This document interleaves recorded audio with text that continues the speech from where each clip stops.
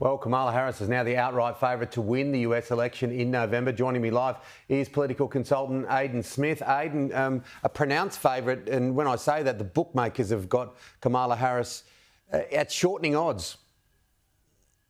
Definitely. I mean, I've been on the program and had the pleasure to be so for like the last few years. And I'm sure that you remember I've been pretty bullish on Trump winning just in general, even when polls showed a year ago much tighter than it did a few months ago with Trump versus Biden, was still just had the general feeling that Trump would emerge probably victorious against Biden. But things have just completely flipped in a way that almost, I'm not the first one to say this, but in a way that even the most optimistic of Democrats couldn't have believed. The fact that the Harris switch has had such a pronounced positive effect in polling is something that I think has given a lot of people on both sides whiplash, honestly.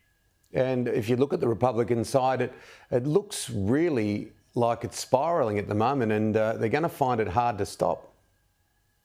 Definitely. I mean, I think you even see with this with the JD Vance choice as vice president, one of the last major things by the Trump campaign prior to Biden dropping out. That was really seen as a show of strength by most observers. Someone who was really seen as someone, a VP choice, not per se to appeal to the middle ground or swing voters, but someone that you would make if you're in a pretty comfortable position as is.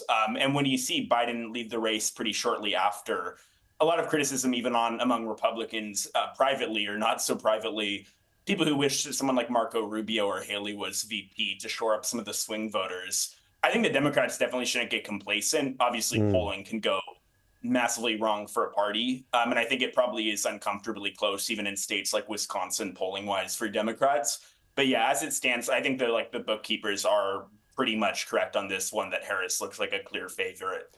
But can you try to explain to me, we'll have a look at this vision again, but Donald Trump standing in front of a whole lot of grocery goods, even by his standards, it seems a little bit off the wall.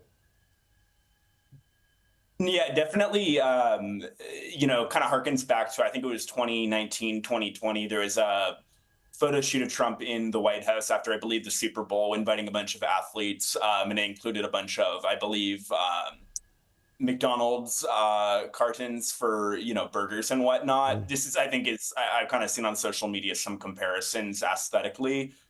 Yeah, I think it's something where Trump is someone who has obviously a lot of confidence both in his own life and especially after being an upset victor in 2016. But I definitely think we're seeing privately, and in terms of what Trump has expressed even about Vance, it does seem that Trump's own mood about the campaign has definitely gotten more pessimistic since Biden left, though obviously that could end up being in his favor since complacency is not good for any campaign to have. But yeah, the mood has definitely shifted massively. Yeah, and JD Vance, really, if you look at it, hasn't helped things, has he, with historical comments and now the attack on Tim Walz's service record? It's a really dangerous line to take. Definitely. And I think just like even outside of politics, Walz is someone who just in terms of character just seems like a very, very normal, non-ideological, kind of moderate middle ground guy, really, strong Minnesota accent, seems pretty affable and kind of has like his persona really does seem to match like his public character. And I've heard really nothing but really good things about him since being chosen as VP. In terms of Mr. Vance, all I would really say is that when it comes to making a VP pick, the most successful VP pick is someone that no one really talks about.